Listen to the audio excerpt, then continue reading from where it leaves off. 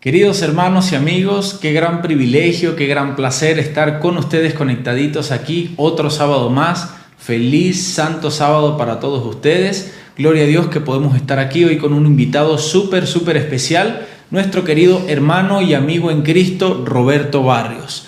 Roberto, bienvenido a Veracidad Adventista, bienvenido a este ministerio. Estamos muy contentos, felices de que estés con nosotros. ¿Cómo te sientes? Gracias, Israel. Dios te bendiga y un saludo para toda nuestra familia de Veracidad Adventista. De verdad es un honor y un privilegio poder acompañarles, sobre todo para tocar un tema tan importante como el que vamos a tocar hoy. Amén.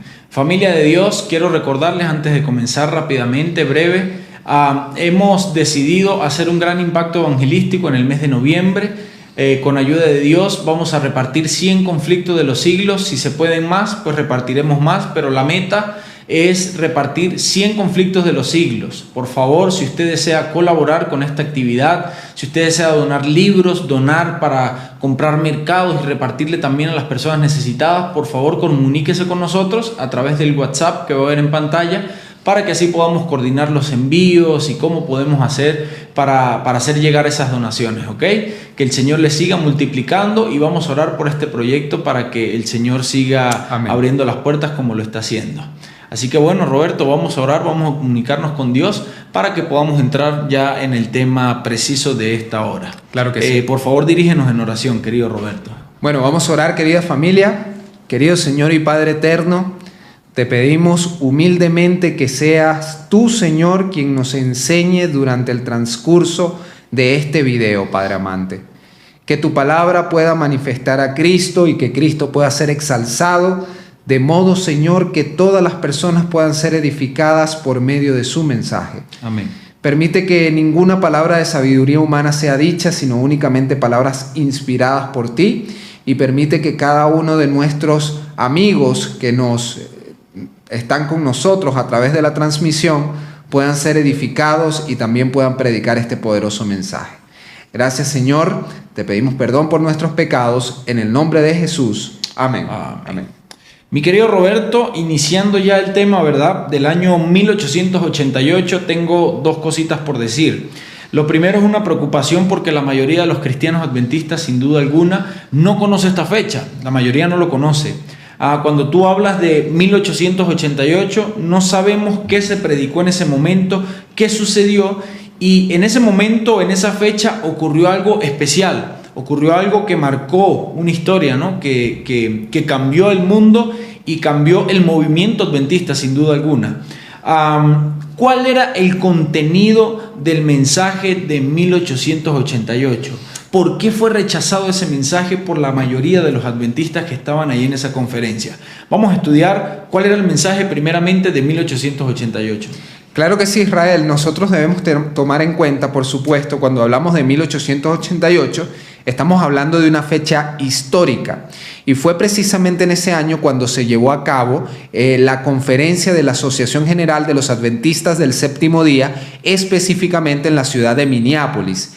Algo curioso es que en esta conferencia se presentaron dos pastores jóvenes de apellido Jones y Wagonier, que presentaron con una luz del cielo el mensaje del tercer ángel. Y ya ahorita vamos a verificar, vamos precisamente a confirmar con citas del Espíritu de Profecía por qué decimos que era el mensaje del tercer ángel. Amén. Lo que sucedió en ese entonces fue que, a pesar de que algunas personas aceptaron el mensaje, la mayoría de los dirigentes que asistieron a esta conferencia realmente lo rechazaron. Y pues se hizo o se libró una batalla muy grande para que el mensaje fuera completamente suprimido. Una batalla que me atrevo a decir, Israel, que ha durado incluso hasta nuestros días. Sí, pero claro, como todo conflicto histórico, como todo suceso en la historia, nosotros debemos siempre tomar en cuenta, Israel. Nosotros vamos a presentar el contenido del mensaje de 1888 de una manera sintetizada. Me atrevería a decir incluso que muy resumida, porque es muy extenso y podemos estudiar mucho de lo que dice la Biblia, lo que dice el Espíritu de Profecía acerca de este mensaje. Así que nosotros lo vamos a hacer de manera resumida, pero rogándole a Dios que Él sea nuestro guía para presentarlo también de manera clara. Roberto, el mensaje central que tenía esa predicación tan poderosa de estos dos pastores que acabas de mencionar es el mensaje de la justificación por la fe. es Amén. el mensaje de la justicia de Cristo.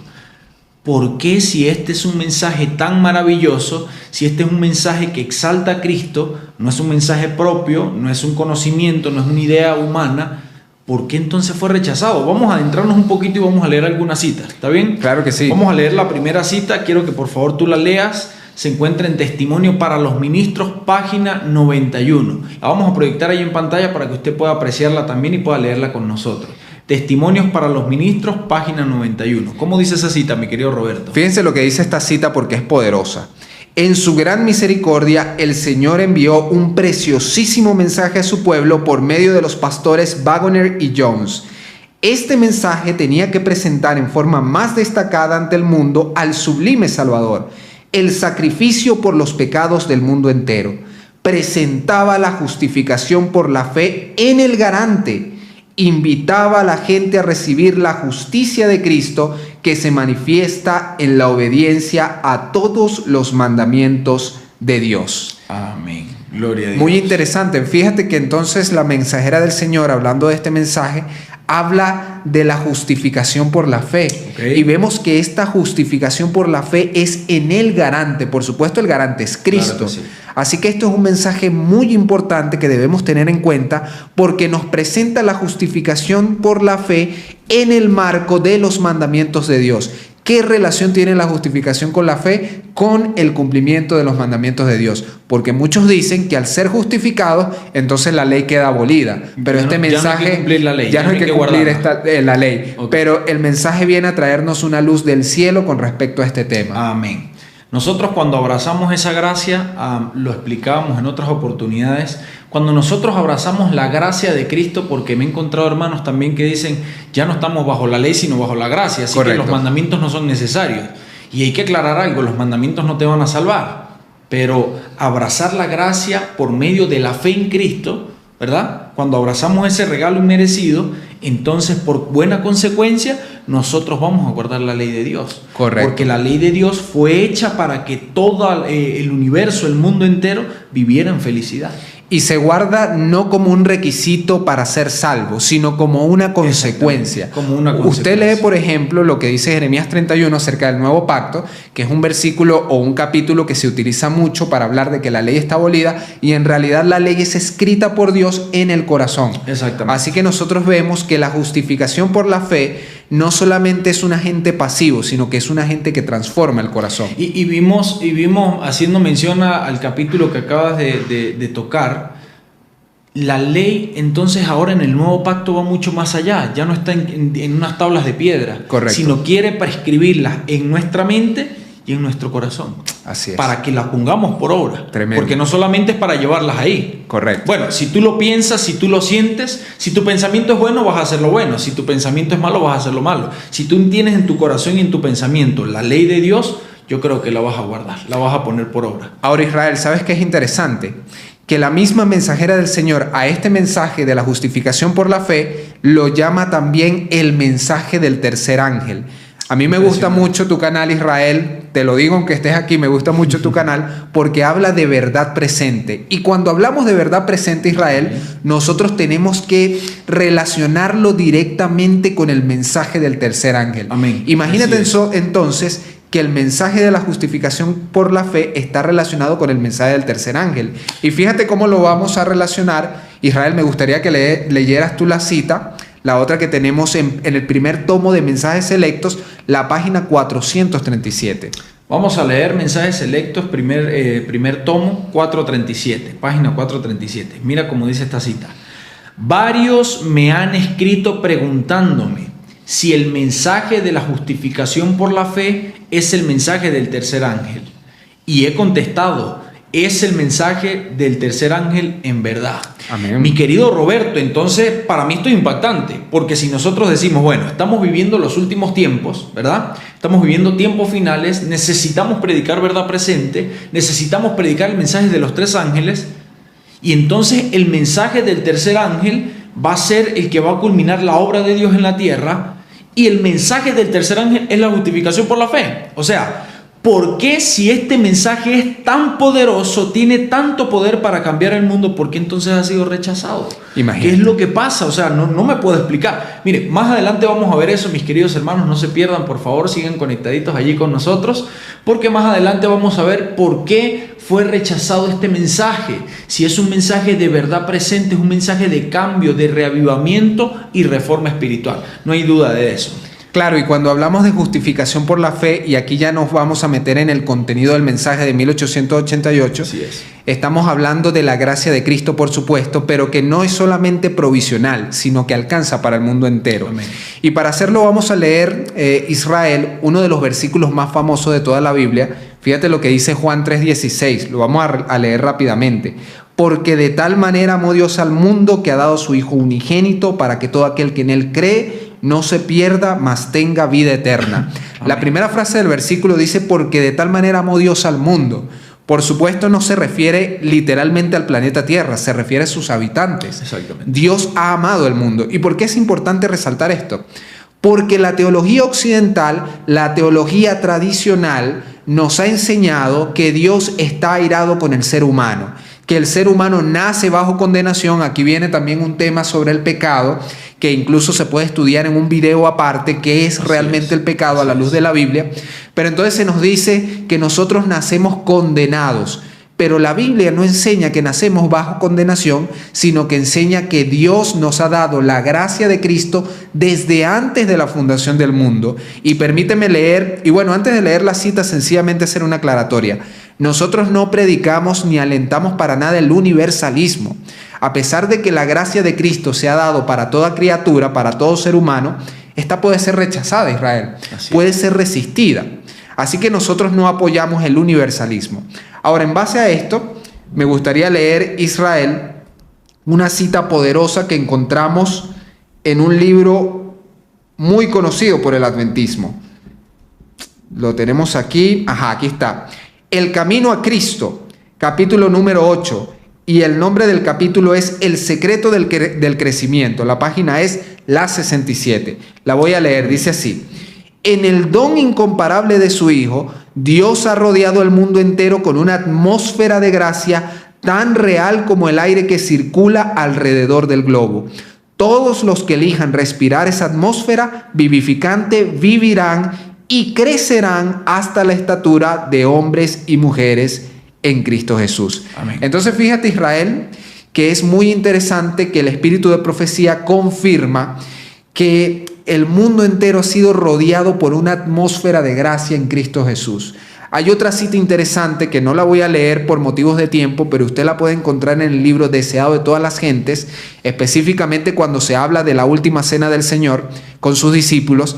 Y la cita dice, Israel, que cada pan que nosotros comemos, parafraseando la cita, cada pan que nosotros comemos, cada vaso de agua que tomamos, tiene impregnada la cruz del Calvario.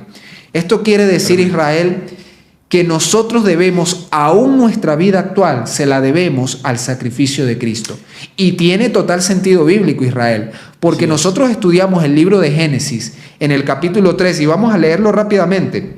Génesis capítulo 3 y verso número 21, y dice, y Jehová Dios hizo al hombre a su mujer túnicas de pieles y los vistió.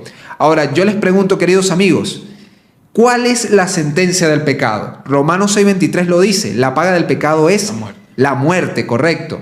Entonces, cuando nosotros leemos esto, nosotros nos damos cuenta que en el jardín del Edén la sentencia de nuestros padres era la muerte cuando pecaron. Así es. Era la muerte. Sin embargo, ellos no murieron al instante. Y dice el texto bíblico que Dios los vistió con túnicas de pieles. Ahora, Israel, ¿qué es necesario que le pase a un animal si éste entrega su piel? Toca morir. Toca morir, correcto. Entonces esto es una representación, hubo un sacrificio en el jardín del Edén que representa al Cordero de Dios que fue inmolado, como dice el libro de Apocalipsis, desde el principio del mundo. Hey Roberto, me llama la atención algo porque hablamos hace un momento del universalismo, ¿no? Y lo que presenta la teoría del universalismo es la siguiente: no importa lo que tú hagas, ya eres salvo. Una vez salvo, siempre salvo. Correcto. ¿Sí? Ese es universalismo en cuanto al punto que estamos hablando. Pero aquí la cita de la sierva del Señor dice que el don incomparable de su Hijo, o sea, su sacrificio, nos ha rodeado al mundo entero, con una atmósfera de gracia tan real como el aire que circula alrededor del globo. Y aquí viene la parte que quiero enfatizar. Todos los que elijan respirar. O sea, hay que tomar una decisión. Igual en Juan 3:16. Exactamente igual. Entonces, si tú rechazas esa gracia, no puedes gozar de salvación. Pero no es porque Dios es malo. No es porque Dios no quiere salvarte. No es por eso. Es porque nosotros y nuestra dureza de corazón, entonces hacemos un lado la gracia del Señor. Se resiste la influencia del Y yo Espíritu. siempre hago un ejemplo, Roberto, y lo voy a hacer brevemente. Amén. Tú me dices a mí, bueno, yo necesito una computadora. Necesito estudiar, necesito presentar mis exámenes de estudio. Y yo te digo, está bien, para poder pasar, toma una computadora. Si tú no la utilizas, la apagas y la dejas allí, ¿te funciona la computadora? No te funciona. Por supuesto que no. Lo mismo es la gracia de Dios. Dios ya nos dio el regalo inmerecido, pero si nosotros no lo abrazamos, no vivimos en esa gracia, no nos va a funcionar de nada. Correcto. Porque es como si la guardáramos en una gaveta, allí no va a pasar nada. Y por eso te mencionaba lo de Juan 3:16, porque a pesar de que el versículo dice que de tal manera amó Dios al mundo, también dice que todo aquel que cree no se pierda, mas tenga vida eterna. Es necesario creer. Es necesario. Pero, a ver, y voy a hacer una nota parentética aquí, rápido. El creer, ¿a qué le llamamos nosotros el creer en Jesús? Fe. Pero la fe del cristiano no es una fe teórica, es una fe práctica. No es una fe que obra por el amor. Y es una fe que eso es lo que consiste este mensaje, es una fe que transforma.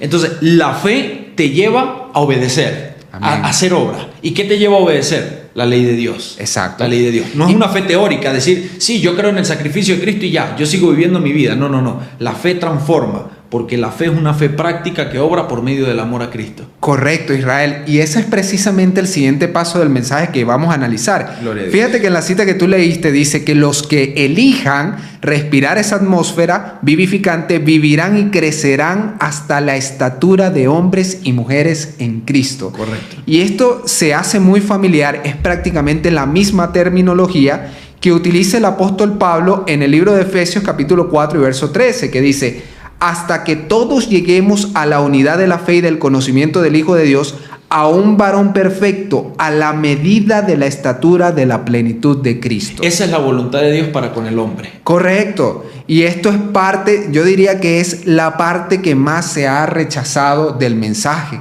Y yo lo digo también por experiencia personal, me he topado con personas que no están de acuerdo con el mensaje y que sencillamente me dicen que es demasiado bueno para ser verdad. Pero ojo, Israel, no se trata de lo que uno va a hacer para llegar a la estatura de Cristo Jesús. Eso para el ser humano es imposible. Pero para Dios, Dios está dispuesto y de hecho promete, es la promesa del pacto eterno, hacernos crecer para toda buena obra. Así es. Es decir, que el mensaje de la justificación por la fe, el mensaje que estamos estudiando, no es solamente una justificación forense que nos declara justos y ya, sino que nos da las herramientas, nos da el poder de Dios para crecer de manera que nosotros podamos revelar el carácter de Dios en esta tierra. Roberto, y me llama la atención el texto que acabamos de leer porque dice, hasta que todos lleguemos. Entonces, si Dios te dice que podemos llegar, no es porque es algo imposible. Correcto. Porque Dios no te va a poner algo que sea imposible. Correcto. Entonces, si dice, hasta que todos lleguemos a la unidad de la fe y del conocimiento del Hijo de Dios, ¿y cuál es el patrón? ¿A quién nos debemos parecer? A Cristo Jesús. Y es la medida que nos coloca. Y es la medida que nos coloca. La medida, dice, de la plenitud de Cristo, a la estatura de la plenitud de Cristo. Entonces, ¿a quién va a venir a buscar Cristo cuando venga por segunda vez? Que será muy pronto, por cierto. Amén. ¿A quién va a buscar? A gente que se parezca a Él.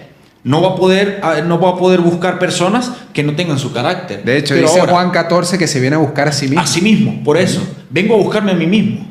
Entonces, ¿cómo nosotros podemos ser igual a Cristo? Porque hay personas que dicen, esto es imposible, nadie puede ser igual a Cristo. Pero el apóstol nos está diciendo en Efesios 4:13 que nosotros podemos llegar todos a la medida de la estatura de la plenitud de Cristo. Es decir, es una buena noticia. Amén. Este mensaje es maravilloso. Entonces, porque nos dice que no es por nuestra obra que podemos ser igual a Cristo, sino que por medio de la fe en Cristo Jesús, Él nos va transformando hasta llegar a la medida de la estatura de la plenitud de Cristo. Esto es una cosa impresionante y gloria a Dios. Esto es una cosa maravillosa. Y permíteme, Israel, también citar un versículo bíblico que nos ilustra de manera perfecta lo que tú muy bien acabas de decir. Fíjate lo que dice Hebreos capítulo 13 y verso 20. Aquí en la despedida de la epístola a los Hebreos se nos revela una verdad importantísima.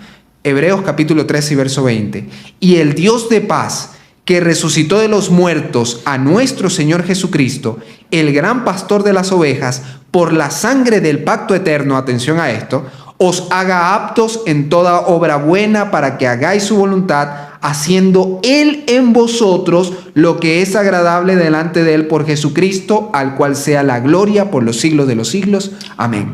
Dice la Biblia entonces que la sangre del pacto eterno, y usted lee por ejemplo el Evangelio de Mateo, esa misma sangre Jesús le dice la sangre del nuevo pacto. Así que cuando hablamos de nuevo pacto, estamos hablando también del pacto eterno. Amén. A pesar de que los términos a veces puedan confundir. Sí. Pero entonces nosotros vemos que esa misma sangre, el sacrificio de Cristo, nos hace aptos para toda buena obra. Y dice el versículo Israel, haciendo Él en vosotros. Así es. Entonces nosotros nos damos cuenta que es como dice el apóstol Pablo también, que tanto el querer como el hacer lo produce nuestro Dios. Exacto. A través de Cristo. Exacto. Entonces cuando nosotros obviamente vemos este mensaje por primera vez, hay una especie de choque, porque a usted le dicen, no, es que usted se puede parecer a Cristo, usted puede tener el mismo carácter que tenía Cristo, y usted analiza esta mañana, bueno, yo vine y le grité a mi esposa porque no sacó la basura, o me enojé porque una persona en el banco se metió delante de mí en la fila, y bueno, mi carácter es demasiado iracundo.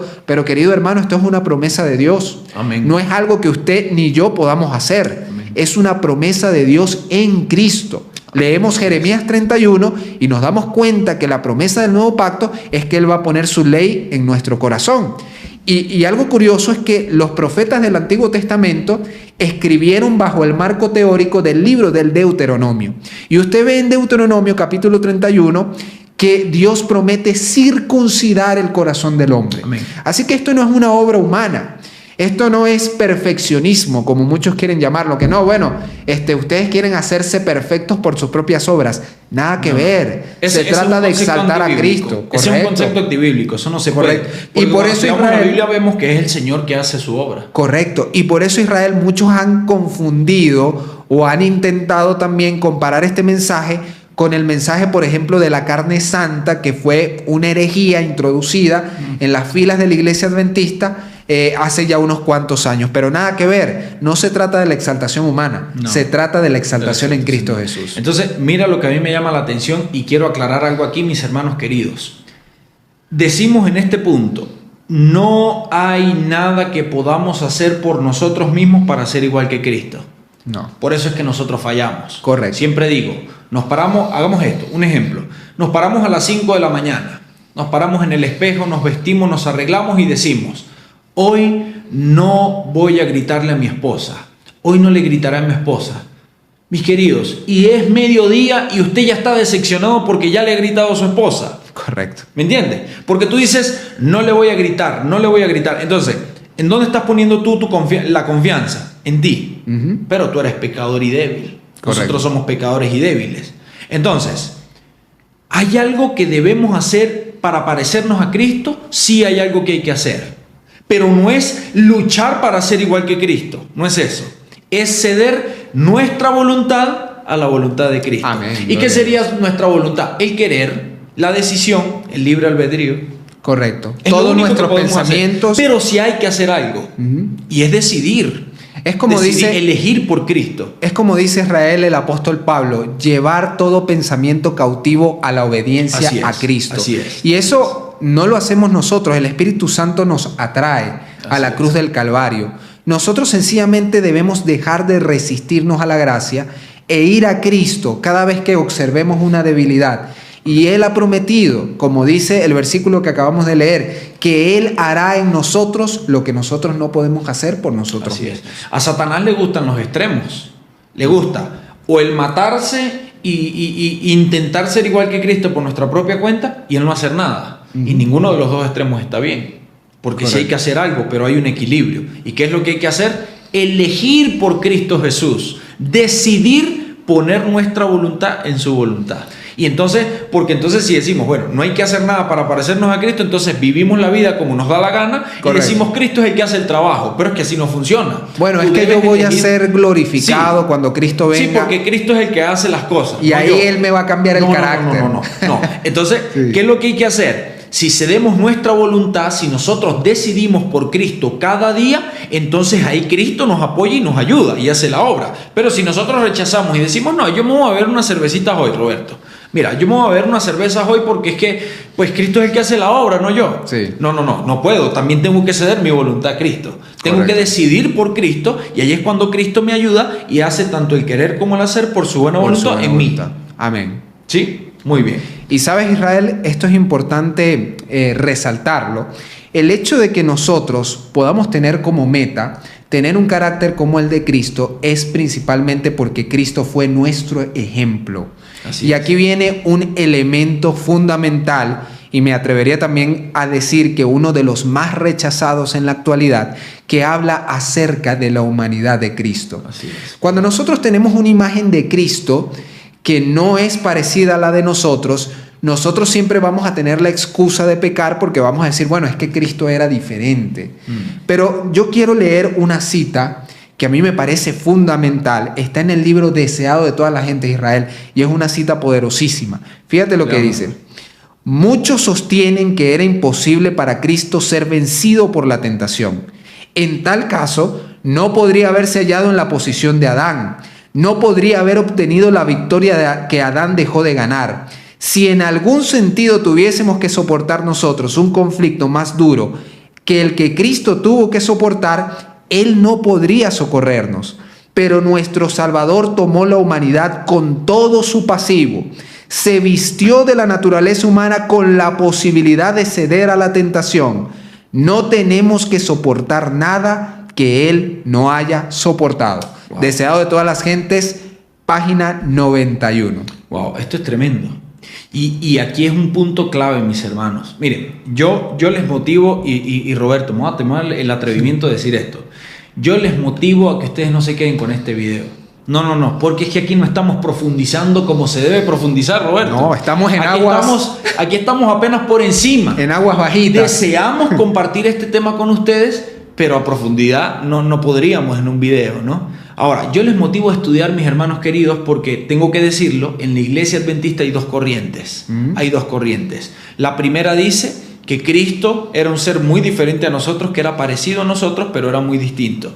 Y otra corriente, que es la que nosotros apoyamos, no quiere decir que queremos adoctrinarlos de esta forma. Usted crea lo que el Espíritu le indique que debe creer, lo que usted crea, ¿verdad? Lo que el Espíritu le indique que es la verdad de Cristo, porque él alentamos el estudio. Exacto, Él es el que nos ¿cómo se llama? Nos convence de toda esta escritura, de que es la verdad. Pero Cristo se vistió de la humanidad como usted y como yo. De lo contrario no podría ser nuestro ejemplo, Roberto. Porque ¿cómo le digo yo? Bueno, mira, yo tengo una necesidad, por ejemplo, decirte algo, de beber licor. ¿Cómo hago? Mira, nadie me entiende. ¿Será que Cristo me entiende? Cristo tuvo que ser un humano como yo para poderme entender. ¿No es eso lo que dice la cita? Y déjame ponerte un ejemplo que está en la Escritura, pero lo voy a resumir por motivos de tiempo, que nos ayuda a confiar en el poder de Jesús, Israel. Ustedes saben que cuando nosotros leemos el Evangelio de Mateo, tenemos primeramente el relato del bautismo de Jesús, en Mateo capítulo 3. En ese relato, el texto bíblico nos cuenta que una voz se deja escuchar del cielo y dice, este es mi Hijo amado en el cual tengo complacencia. Ahora, en el capítulo 4 del Evangelio vemos que Jesús es tentado en el desierto. Y la primera tentación del enemigo es, si tú eres el Hijo de Dios, dile a estas piedras que se transformen en pan. Ahora, tenemos en el capítulo anterior que Jesús oye, este es mi Hijo amado en el que tengo complacencia. Y Jesús pudo haber respondido en el capítulo 4, en el desierto, pudo haberle respondido al enemigo, mira, yo escuché, tú me estás diciendo, si yo soy el Hijo de Dios, yo escuché una voz del cielo que me dice, tú eres mi Hijo amado en el que tengo complacencia. Pero Jesús, en lugar de quedarse con el testimonio de sus sentidos, Jesús cita la palabra de Dios. Amén. No solo de pan vivirá el hombre, sino de toda palabra que sale de la boca de Dios. ¿Y qué nos quiere decir esto?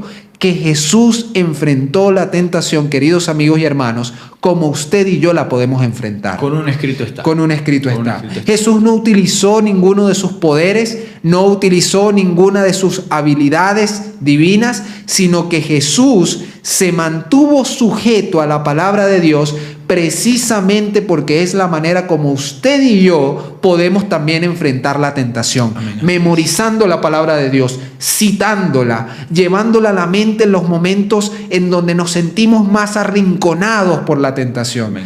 De esa manera, usted y yo, queridos amigos, podemos tener poder del cielo en Cristo Jesús para salir victoriosos ante la tentación. Amén, amén. Esto es algo impresionante y es algo de mucho estudio, Roberto. Sí, claro. La humanidad de Cristo es un tema de múltiple estudio, por eso los motivamos, mis queridos hermanos y amigos, a que ustedes puedan estudiar la palabra de Dios, estudiar el espíritu de profecía, para que de esa forma estemos bien enterados y podamos, porque mira, es que hay una cosa interesante, Roberto. Si nosotros tenemos una idea errónea del evangelio, pues obviamente nos sentimos perdidos. Correcto. Mira, ¿qué le pasó a Nicodemo? ¿Qué le pasó a Nicodemo? Nicodemo es un ejemplo. Nicodemo era sumo sacerdote, estudiaba la Biblia. Era el líder espiritual, era un pastor de iglesia de renombre, era un erudito bíblico, pero fue a encontrarse con Jesús porque se sentía perdido, Roberto. Correcto. Entonces, ¿por qué se sentía perdido? Porque no tenía una comprensión correcta del evangelio. ¿Y cuántos de nosotros no nos hemos sentido perdidos en la iglesia? Hermano, a veces nos sentimos, vamos los sábados a la iglesia, predicamos y llega un momento que pecamos y nos sentimos tan indignos ante Dios que decimos, yo creo que estoy en una farsa. Esta doble vida que yo tengo ya no basta, ya está aquí. Entonces, eso quiere decir que entonces el remedio para nuestra enfermedad, que es el pecado, el remedio no está surtiendo efecto. Correcto. Y si el remedio no está surtiendo efecto, es porque no es el remedio correcto. Correcto. ¿Viste? Entonces necesitamos estudiar el remedio correcto. ¿Y en quién está el remedio? En Cristo Jesús. Amén. En su sacrificio. Porque el sacrificio de la cruz es quien nos salva a nosotros de pecado. Gloria no al hay Señor. otra cosa. Gloria al No hay Señor. otra cosa. Entonces debemos estudiar la humanidad de Cristo y todo lo que compete a esto. ¿Por qué? Porque allí vamos a encontrar todo lo que necesitamos conocer acerca de la salvación de nuestra alma. Y hermanos, todos estos temas que acabamos de tocar, y vuelvo y repito, los estamos tocando de manera muy resumida, muy sintetizada. Esto conlleva mucho estudio, que con la ayuda de Dios se puede lograr. Pero nosotros, a través de estos temas, podemos ver que todo el mensaje está relacionado. ¿Por qué? Porque si usted tiene un concepto no bíblico del pecado, usted va a tener también un concepto no bíblico del evangelio y de la salvación. Así que todos estos temas están relacionados. Y es triste que lamentablemente este mensaje tan poderoso fue rechazado en su tiempo, Israel. Y de hecho, yo quisiera leer uno de los testimonios que nos explica en más o menos palabras por qué este mensaje tan importante fue rechazado en su tiempo, y me atrevería a decir que también está siendo rechazado en este tiempo. Así es. Fíjate lo que Antes dice. de eso quiero hacer un paréntesis acá. Ujú. Este mensaje de la justicia de Cristo, que fue presentado en 1888 con gran poder del cielo, porque la primera cita que leímos dice que Dios mandó, no dice el pastor Wagner ni yo, no, dice Dios mandó. Correcto. El mismo Dios fue el que mandó el mensaje. Un mensaje preciosísimo. Y este mensaje de la justicia de Cristo nos brinda a nosotros justificación, santificación, Correcto. y perfección. Correcto. O sea, son buenas noticias. Amén. No es cualquier mensaje. Es un mensaje que, más allá de darnos un concepto de la justificación por la fe estático, nos revela que Dios no solamente quiere justificarnos, sino que quiere transformarnos. Es un mensaje de victoria, Israel. Exacto. Este mensaje nos hace santos, nos hace perfectos y nos hace justos. Amén. Y Pero no todo por nosotros, por el poder de Dios. Por el poder de Cristo Correcto. Jesús exaltado. Correcto. Exaltado. Eso siempre hay que resaltarlo. Así es. Varios de los principales objetores de este mensaje, como lo mencioné anteriormente, dicen que se predica perfeccionismo. El perfeccionismo es otra cosa. El mensaje de la justificación por la fe es en el garante, como la cita que leímos. Aquí nada de lo que hemos hablado lo produce el corazón humano. Lejos de eso. Así es. Todo lo produce Cristo a través de su poder y a través de su Espíritu. Amén. Vamos a leer la cita, mi querido Roberto. Léela, por favor. Entonces, fíjate lo que dice Mensajes Selectos, tomo 3, página 194. Es una cita bastante explícita en donde el contexto, tenemos que mencionar el contexto, es precisamente esta conferencia en la ciudad de Minneapolis. Aquí está dando la mensajera del Señor el testimonio. Yo sabía que había una profunda ceguera en la mente de muchos que no distinguían dónde estaba el Espíritu de Dios y qué cosa constituía la verdadera experiencia cristiana. Y me era penoso considerar que ellos eran los que estaban encargados de cuidar el rebaño de Dios. Wow. Cuánta carencia de fe verdadera, manos que colgaban inactivas porque no se habían levantado en sincera oración. Wow. Entonces fíjate, Israel, nosotros podemos ver aquí, si resumimos un poco las palabras de la sierva del Señor, que básicamente todo se centra en la dureza del corazón, que por falta de oración, que por falta de una mente indispuesta a escuchar la palabra de Dios, muchas personas lamentablemente se cerraron, pusieron sus prejuicios delante de lo que Dios estaba dando a través de estos jóvenes pastores, que cabe destacar un dato no menor, eran demasiado jóvenes. Así que podríamos incluso imaginar, esto ya podría ser una especulación, pero podríamos imaginar que cuando estos hombres ya de una edad madura vieron a estos muchachos dando un mensaje nuevo, quizás sintieron la tentación de cerrarse porque unos muchachos jóvenes no le podían enseñar a unos tipos tan eruditos. Te tengo la respuesta para eso en una cita. Y no es, y mira que no es algo que se te ocurrió. Yo sé que lo dices porque lo has leído. Fíjate esta cita, Mensajes Selectos, tomo 1, y es el por qué este mensaje se rechazó, este preciosísimo mensaje. Mensajes Selectos, tomo 1, página 276. Mira cómo dice esta cita, Roberto. La falta de voluntad para renunciar a opiniones preconcebidas y aceptar esta verdad fue la principal base de la oposición manifestada en Minneapolis en 1888 contra el mensaje del Señor, no de los pastores, del Señor, expuesto por los hermanos Waggoner y Jones. Suscitando esa oposición, esto es lo que me impacta a mí. Escucha esto. Satanás tuvo éxito. Es decir, esta oposición ni siquiera era de los pastores, de la conferencia. No. ¿Era de quién? De Satanás del mismo. enemigo. Satanás mismo estaba contrarrestando este mensaje y tuvo éxito en impedir que fluyera hacia nuestros hermanos en gran medida el poder especial del Espíritu Santo que Dios anhelaba impartirles. Esto es tremendo. Y finalizo el segundo párrafo. El enemigo les impidió que obtuvieran esa eficiencia que pudieran haber sido suya para llevar la verdad al mundo, tal como los apóstoles proclamaron después del día del Pentecostés. Fue resistida la luz que ha de alumbrar a toda la tierra con su gloria, y en gran medida ha sido mantenida lejos del mundo por el proceder de nuestros propios hermanos. Lo que me llama la atención, esta cita es muy poderosa. Sí. Lo primero que quiero mencionar de esta cita, importantísimo, es que la base principal fue la falta de voluntad para renunciar a las opiniones preconcebidas. Eso es orgullo, hermano. Orgullo. Eso es orgullo. Ahí no había humildad. Correcto. Porque ya tenían ideas preconcebidas, ya tenían ideas que decían todo lo contrario a lo que estos dos pastores estaban presentando. Entonces dijo, no, esto no puede ser cierto. Y es lo que tú dices. Eran dos muchachos jóvenes y me imagino señores de edad, pastores ya estudiados, con experiencia, y dijeron, estos dos muchachitos están hablando cosas raras. Claro. Estos no están diciendo lo que es, porque ese no es el concepto que nos enseñaron. ¿Cómo así?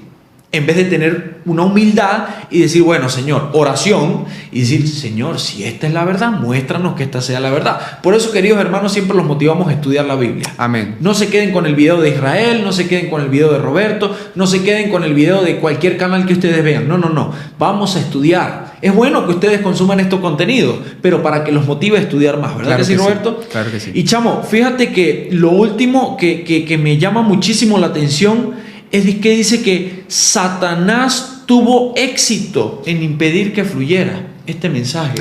Mira, Israel, Wow. a mí yo cuando leo citas como esta, yo inmediatamente recuerdo el episodio de los espías en la Biblia, ¿sabes? Solamente 2 espías le creyeron a la palabra del Señor que había dicho que Él iba a darle la tierra a Israel, la tierra de Canaán. Pero los otros espías, cuando fueron, los otros 10, y vieron a los cananeos, que según sus palabras decían que ellos eran como langostas delante de ellos, pues no le creyeron a la palabra del Señor, decidieron desechar lo que el Señor había dicho y se dejaron llevar por el testimonio de sus sentidos.